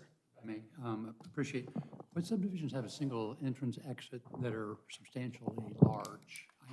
I was just doing a quick Google Maps search, so I'm not going to say it's an official research project, so please don't quote this. No. I thought Vinmar Farms was, but then I realized Vinmar Farms does have an emergency access way, so I scratched that one off my list. Right. But if you go into Highland Lakes, the neighborhood off of Stillwater, there's multiple streets in there. They all only have one access point onto Highland Lakes Avenue. So it depends on, do you view Highland Lakes Avenue as a... So it's not the whole As subdivision? no, not the whole But subdivision. it's like there's a single, But yes, there's some of certain those go. sections within Highland Lakes off of Highland Lakes Avenue where there's one access point onto Highland Lakes Avenue. Okay. Well, no, this is multiple streets. I counted, if you go onto Google Earth, you look at Stillwater, Lakeshore, Lake Forest, and count up the number of units that all feed out onto the one access point in Highland Lakes, it's not small. Yeah, I don't think it's, I think it's closer to 65 or Yeah, something. yeah, It's I like would say that's 65, probably more accurate. which is more of a, you're starting to get in the ballpark, 62 homes, 1.35. And if I'm sorry if I'm interrupting, but PRDs, there are good things about PRDs.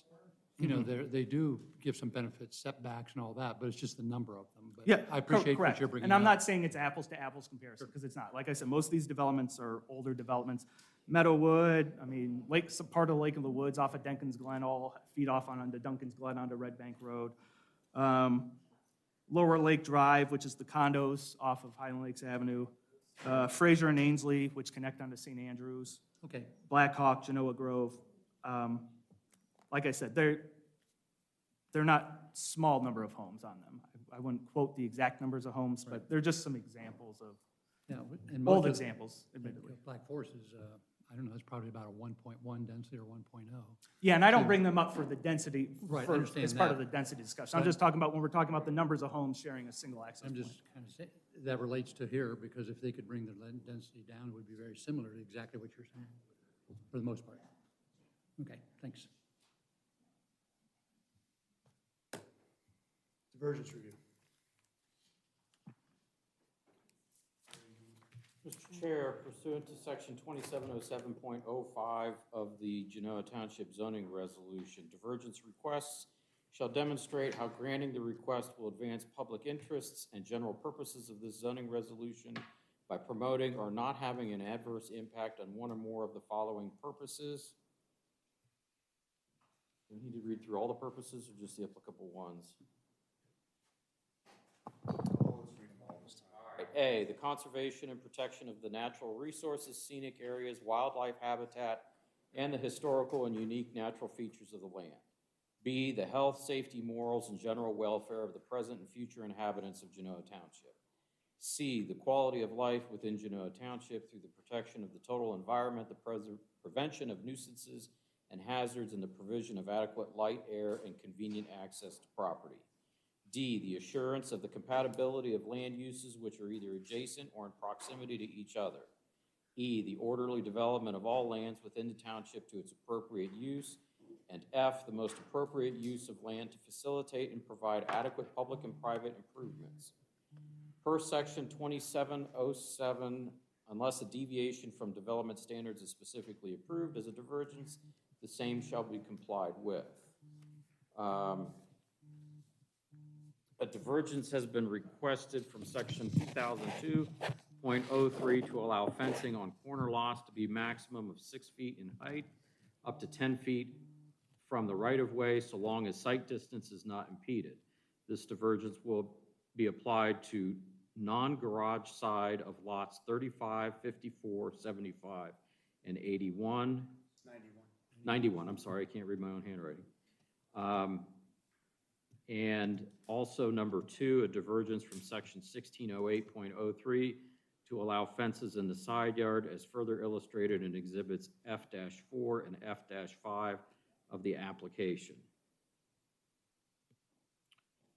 And so, Mr. Chair, pursuant to the purposes under 2707.05, I would cite D, E, and F as support for the 2 requested divergences. Any discussion? Yes, sir. Yes. I would like to speak and say that I think D, with regards to these diversions, the subdivision does not add to the assurance of the compatibility of land use to the properties that are adjacent or in close proximity. I don't know that the divergences that we're talking here truly help in that it could be considered, although this is considered an orderly development of this land, it may be questioned by all of the neighbors as to the appropriate use. And as for F, based on the numerous emails I receive regarding this endeavor, I don't think that the neighbors believe that it's the most appropriate land use and this deviation and divergence would allow. I think, you know, in speaking to this divergence of all these fences, I don't know that it adds to the quality of life within Genoa Township, and I don't know that it provides any other additional protection for the total environment or the prevention of nuisance hazards, provisions of adequate light, air, convenience to this property. I think it says by promoting or not having an adverse impact on. I don't think it has an adverse impact on all these things listed here for the most part, because it does make compatibility of properties, because, I mean, that's the way these things are built. That's just my 2 cents on that. I don't think it improves it, but I don't think it has an adverse impact on it. I guess I would speak to having adjacent properties not having 6-foot fencing. I think, in my humble opinion, it would be potentially an adverse. But adjacent within the community, and it's only for lots. Well, it's the lots that would see it along Big Walnut, and it's the lots that are in Walnut. So if I can respond to the, since I made the motion. First off, of all of the comments that we've received via email through Mr. Schaefer and all of the comments that we've heard in 3 months' worth of hearings, absolutely none of the comments were with respect to fencing. Correct. And so that is what the divergence request is about. And this, I'm saying this for the record, I'm saying this for the benefit of the board and benefit of the public. We are not a board of discretion. We do not, the Board of Trustees is a board of discretion. We are a board of discretion when we have to look at what a divergence does to the community and to the adjacent and proximity homeowners that are around the property we're looking at giving a divergence on. But our divergence is with respect to fencing. That's correct. Not density. Correct. Not traffic study. Correct. Not soil and water. Correct. We don't have any jurisdiction or control over those issues. The only quote-unquote control we have is whether or not it is appropriate to grant a divergence with respect to these 2 issues on fencing. Correct, but when we look at the conservation and protection of the scenic areas, wildlife habitation, and the unique natural features of the land in Genoa Township, I don't personally believe 6-foot fences popping up everywhere are in Genoa Township's best interest. But the divergence is, well, okay. It's on a unique group of lots, but those lots are in Genoa Township. May I interject? And I do understand, Sarah, where you're coming from, but adjacent to this property is our new police station, which has 9-foot fences and is obviously a commercial building, a public safety building. And although I personally believe it looks very nice on Big Walnut, the original destined desire of the zoning for the land was also not to have that there. So I think it is a choice we have to make that Chip has identified. Are things measuring to the zoning resolution, or are they not? And based upon that, are these divergences acceptable or not, based on the facts? I understand where you're coming from. I mean, there's no question about that. But, you know, we all have a visual example exactly next door to this facility that is vastly different than its original origin.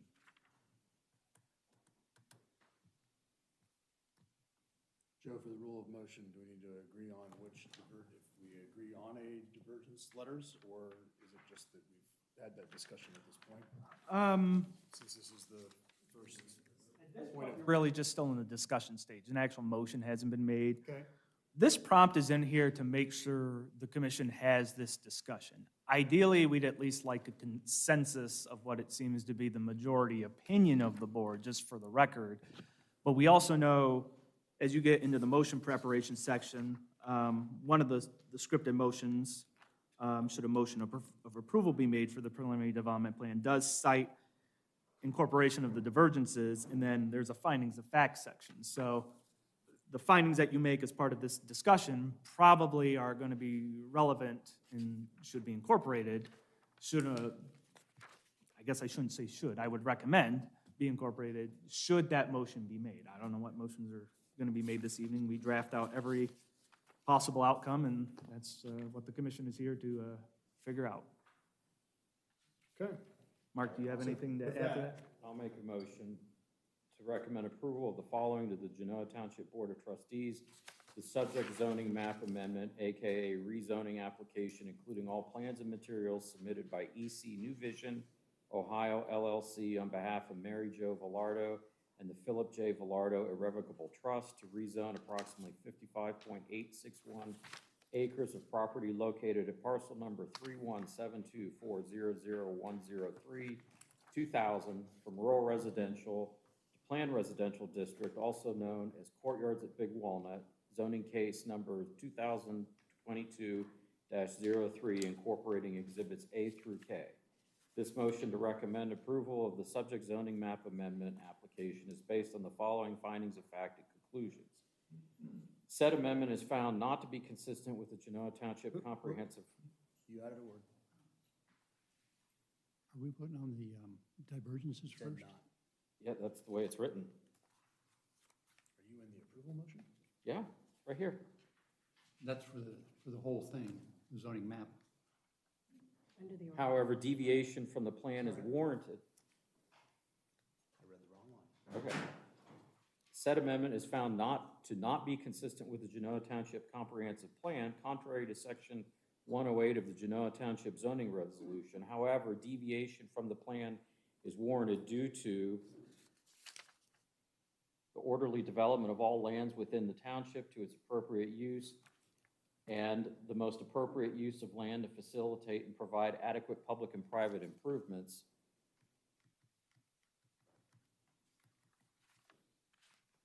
Motion has been made. Period.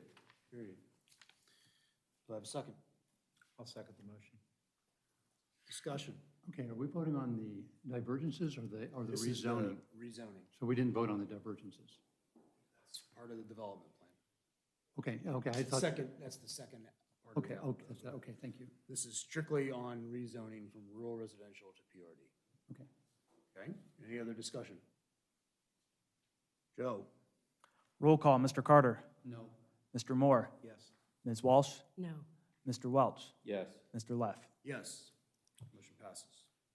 I would move to recommend approval of the following to the Genoa Township Board of Trustees. The preliminary development plan incorporated within the subject zoning map amendment application, including all plans and materials submitted by EC New Vision Ohio LLC.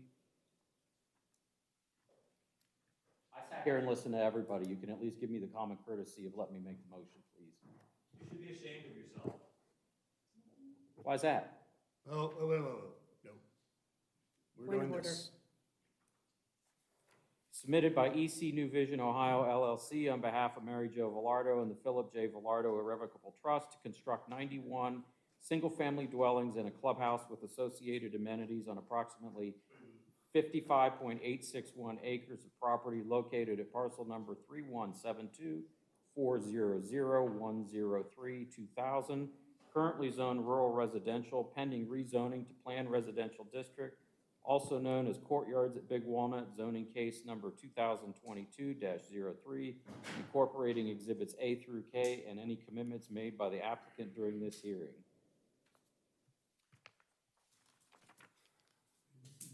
There's nothing to No. codify, I believe, at this point for that.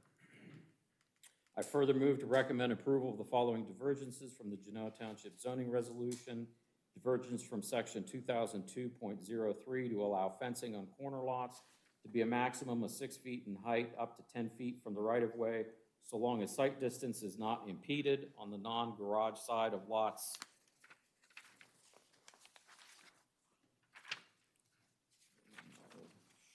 35, 54, 75, and 91,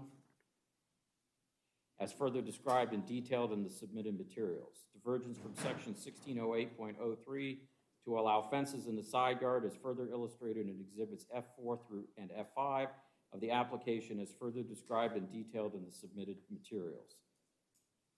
The motion to recommend approval of the preliminary development plan incorporated within the zoning map application is based on the following findings of fact and conclusions, which were cited as E and F of the reasons for diversions under section 2707.05 of the zoning resolution. We have a motion, do we have a second? I'll make the second. You, discussion. You pretty much said everything. Are we considering all three of the This is the reasons? development plan, right? Just two. Just two, Two, okay. two divergences, and Gotcha. two items that Chip called out. Yes, Gotcha. to Mr. Carter's point, it is the preliminary development plan. Just the whole preliminary development plan, including the divergences. Yes. Yes. Okay. So, yeah. I just actually had one point of clarification. Did you wish to incorporate the revised site layout exhibit presented this evening as part of updated Exhibit D on our exhibit list? So that'd be exhibit C1. All right, I will amend my motion to include amended exhibit C1 dated 6/27 of 22 and revised July 18th of 22. You wish to re-second your motion? I will re-second the motion based on the new information provided today. Thank you. Mr. Schaefer? Roll call, Mr. Carter. No. Mr. Moore. Yes. Ms. Walsh. No. Mr. Welch. Yes. Mr. Leff. Yes.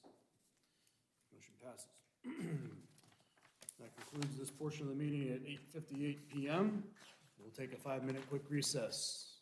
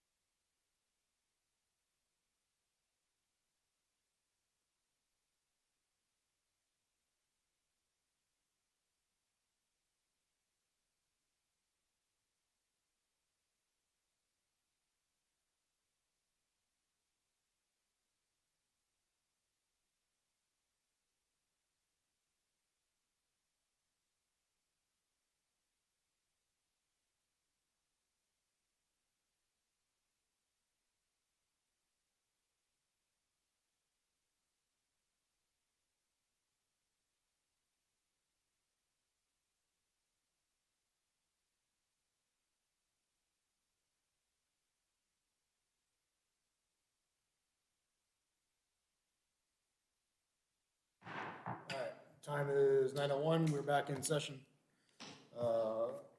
Is there any other business before us right now, Mr. Schaefer? I have no other items on your agenda. As far as your next meeting in August goes, we did receive an application from Turkey Hill. As you've noticed, they've made some changes to their site and want to make some additional changes possibly to their site.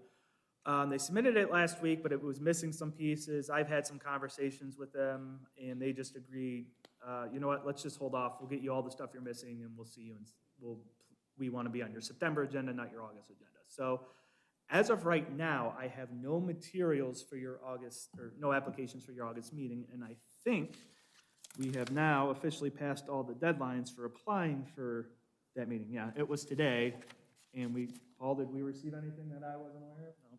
So I've got nothing on your agenda for August unless you have something you want to put on the agenda, or you're free to cancel the meeting. Your call.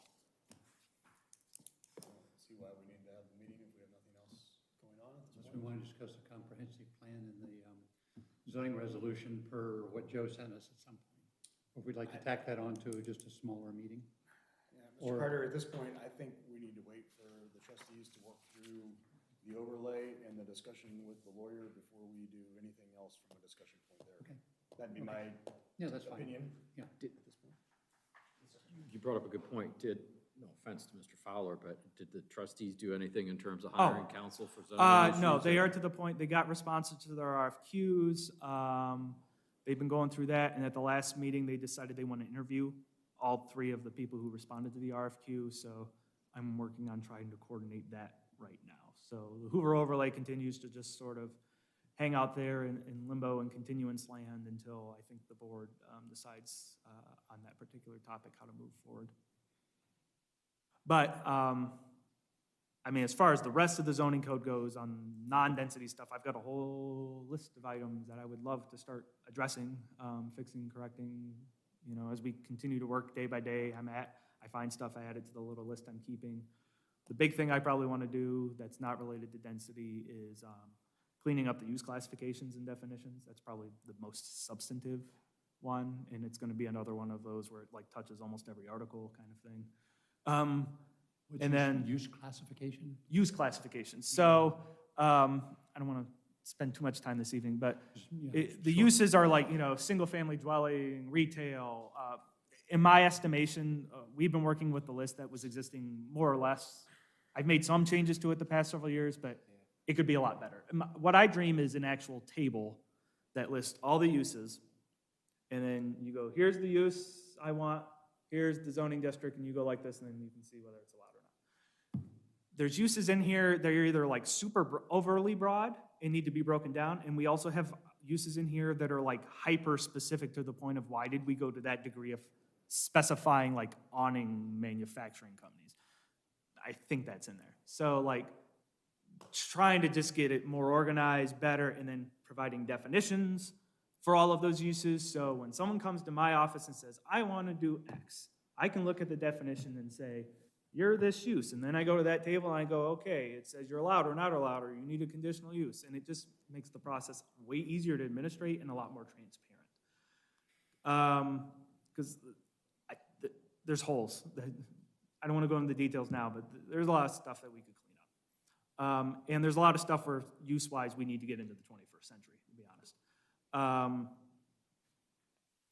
The other thing, and like I said, I've got a whole list of just random miscellaneous stuff that we keep coming across as we administrate on the day-to-day of, this needs to be clear, we need to add this, we didn't think of this, oh, this is a scenario no one ever thought of, we need to address that. If we even start to have that discussion, that's now 2 open revisions until the watershed thing takes place. Yeah, and I don't want to start drafting language and amending a code when I don't know what the actual version of the code is, because we've got an appending overlay. Limbo until that's done. I don't think we want to do 2 simultaneous things. Yeah, I mean, we could start talking about it, but I probably wouldn't actually start crafting an official document and initiate anything until, I mean, I can bring out some of the stuff I've been working on and show you, okay, here's what I've got halfway drafted right now. Let's tentatively put that on for the September 12th meeting. Okay. Start having discussion about it. Yeah, we'll obviously have to know, there's time to submit, people to submit applications for the September meeting, so I won't know until around mid-August whether or not we get any other applications for the September meeting. But it's good stuff even just to kick around and Okay. start introducing. Just for the record, Mark Fowler was here. We did not recognize him at the beginning as a member here, so thank you for being here. He's on the video. Meaning to talk, so. Mr. Moore, thank you for being a part of this group. We appreciate it. Ladies We- and gentlemen. Ladies Ladies and and gentlemen. Good luck to you, and, yeah, we'll miss you. So thank you for, We have able-bodied younger men apparently waiting in the wings to, it's just like the military, you know? I pass the guide on to you, young man. Go. In with regards smooth seas to that and issue, kind winds. the board has asked me to reach out to both alternates as well as all the BZA members to see if there's any interest there for anyone to get moved, quote unquote, up. And then also, they are opening the window for people, the general public, to also apply. And that window is open until August 15th, I believe. So we're sort of working parallel paths. So I'm hoping it's possible, there's a chance they could fill Mr. Moore's position with one of the ZC alternates or one of the existing BZA members, and then just shift the vacancy down the line and then fill that. Eventually, we're going to have to pick a member from the public and fill that vacancy, depending on how we shift it.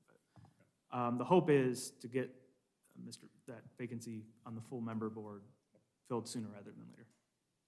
so tentatively for the next meeting, we will have that. Possibly, yeah, possibly. Okay. Our next meeting will be September 12th of 2022 here in the Township Hall at 7 p.m. Do I have a motion? So moved. No, what's the motion? Motion to adjourn. All in favor? Aye. Nays? Opposed. Yeah.